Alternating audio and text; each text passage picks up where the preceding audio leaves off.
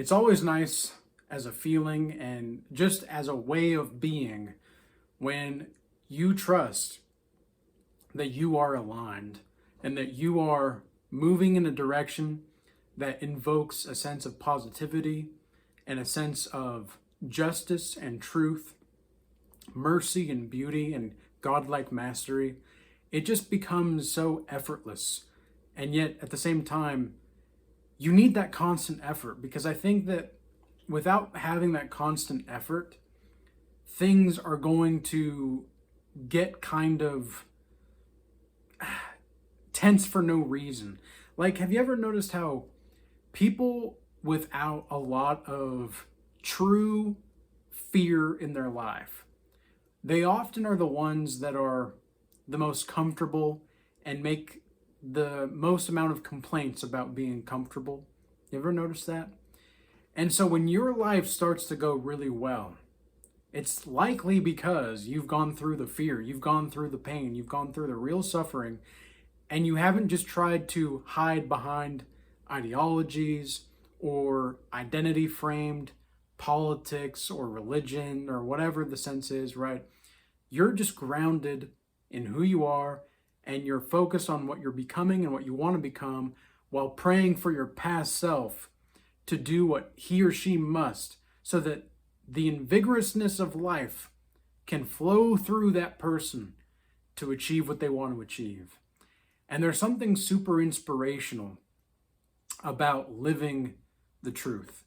There's something so positive about it. Even when you don't want to be, like, it's tough, right? Like, it can be tough. It can be challenging as far as a way to approach life in a truthful manner, because truth is not rewarded up front. It's just not. Look at all of the people that have written great works of truth.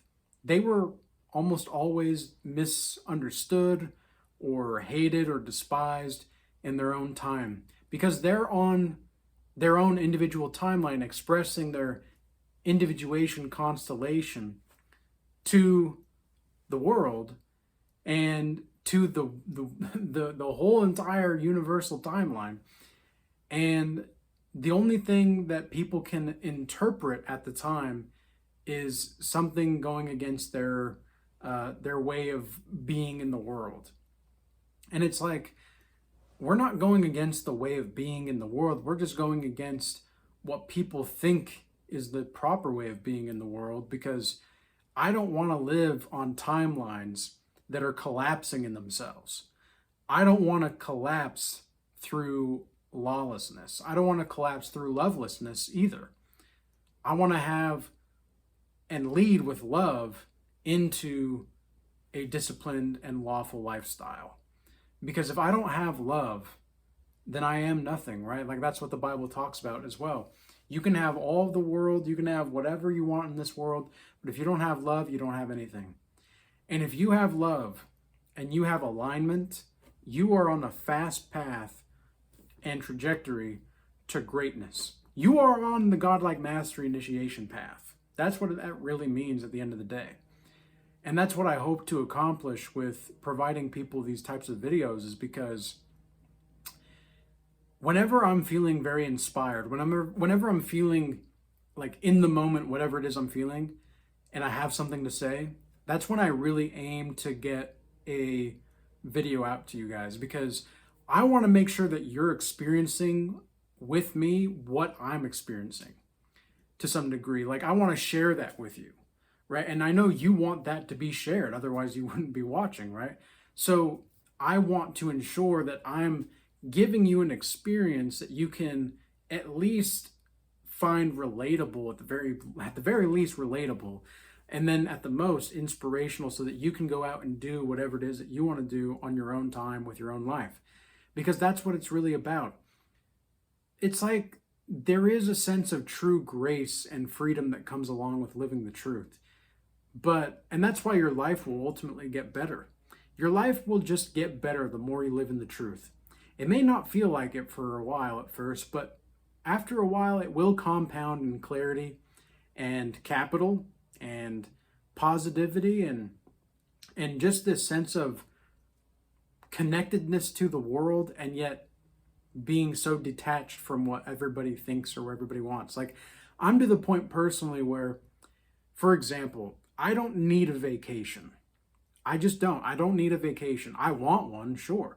Who wouldn't want to travel the world, right? Who wouldn't want to do that? Or who wouldn't want to go do these things and have these experiences? And yeah, that's all great and that's fine.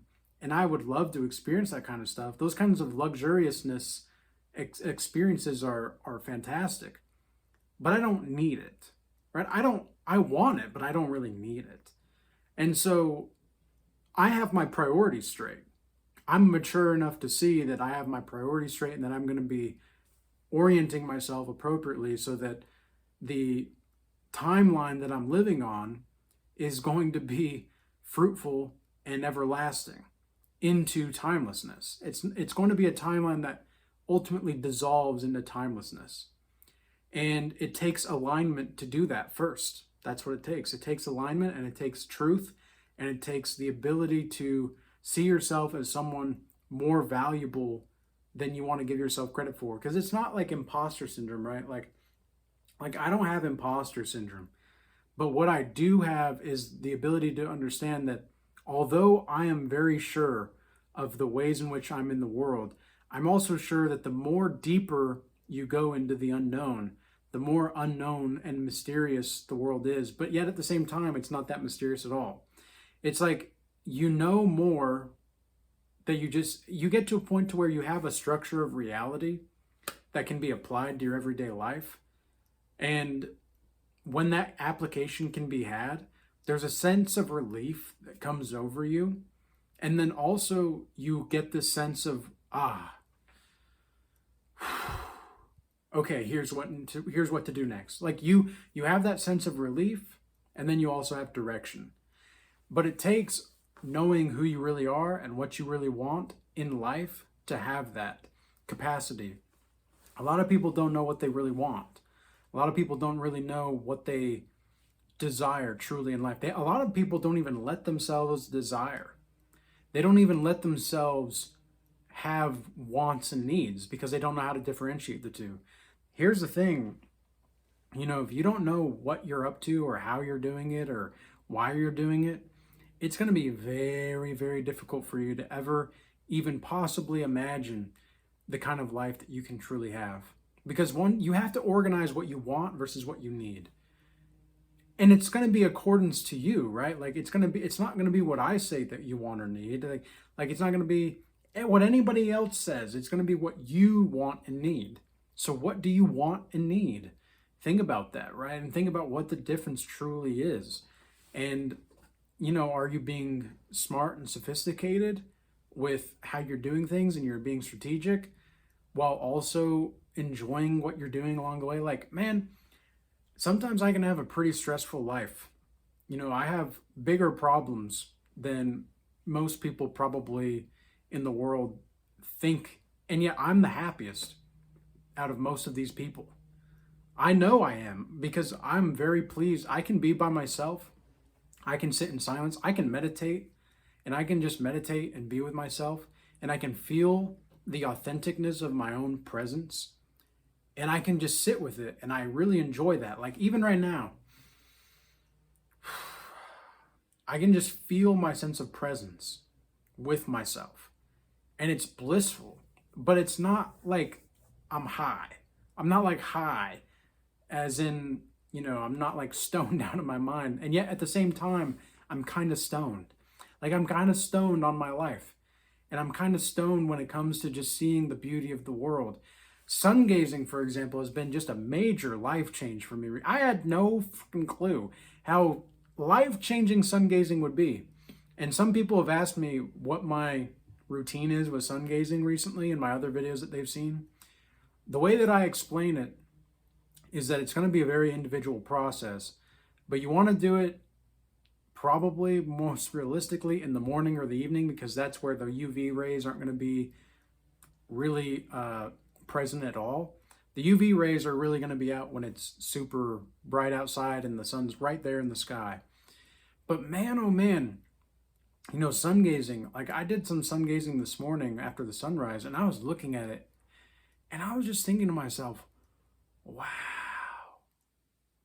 That thing does not look millions of miles away. Like that thing, like it just doesn't. And it's like you look at it and it's a perfect circumference. It's a perfect circle, right? Like it's so perfect and beautiful. And it's this pure white light. It's not a yellow light. It's a pure white light. That thing is whiter than white. And it's like, I don't know, I guess it's kind of like a lamp that shines down. Ooh, it's like the Pixar lamp. Remember the Pixar lamp where he's like bouncing on is it the eye that he bounces on? It's like,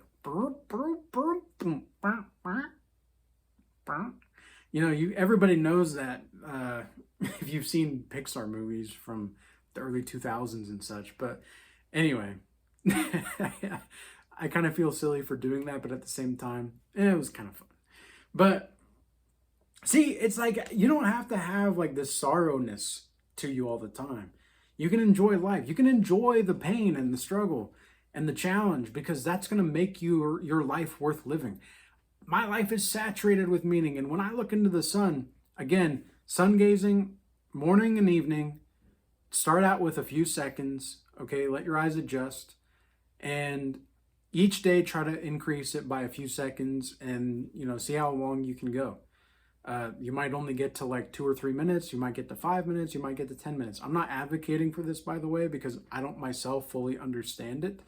I'm still documenting all of my experiences. Like even last night when I had this experience, and this morning when I had this experience rather, where I was looking into the sun and I just saw this white light, and it's like God's lamp shining down upon this plane of existence. Because I had a very strange dream last night. Very strange dream. I had a dream that consciousness was in a circle, but it was like a cylinder, and it was a circular cylinder. And as you were moving through time, there were like panels on the side of the cylinder that you're inside of. And it was as if to say consciousness was a plane. It was a plane. It wasn't a world, right? And I'm not saying that I'm a flat earther or anything like that. I'm not saying that. I'm just saying that based off my experiences with the sun recently, I'm looking at that thing and I'm like, it just does not look millions of miles away. It looks like it's right there. And I know this because, look, we human beings, we were meant to look into the distance, right? We're not really meant to look, right here at this is my journal here, but we're not really meant to look straight into it, right? We're not really meant to look like something that I've noticed about the sun gazing, for example. It was so strange, so interesting. I came in and after some sun gazing for like 5 minutes, and I looked at the words on a book and on my phone, and I could see how they were entirely symbols.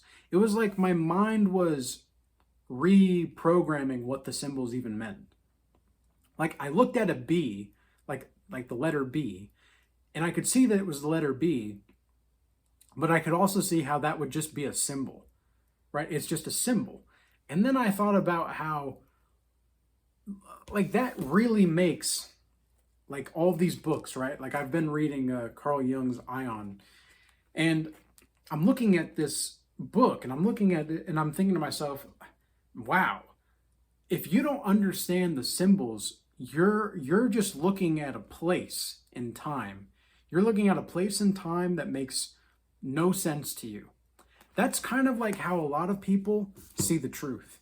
A lot of people see the truth as a symbol of space-time that they don't understand at all. It's like a foreign language to them. And so I was thinking about how in reality, symbols always have meaning, right? But it's dependent upon how primed you are of understanding the signals and understanding the patterns and the archetypal correspondences, etc. So, and I'm using a lot of new terminology. If you haven't watched my video from yesterday, which would be the 2 videos before this one, it was the hour-long video that you can see there.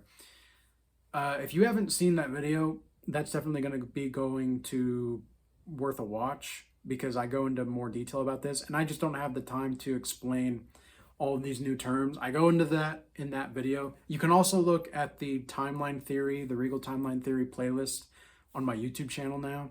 So that's going to be something that you can check out. I'm going to be adding more videos into that in the future. But, you know, just enjoy the struggle, man. Enjoy the challenge, because it's going to make you a better person. And it's going to make you act with more integrity and more honesty within yourself. And that's ultimately going to be the best thing about this life, is just the honest expression of yourself. So with all that being said, I hope that this message was useful and insightful. Stay blessed, and until next time.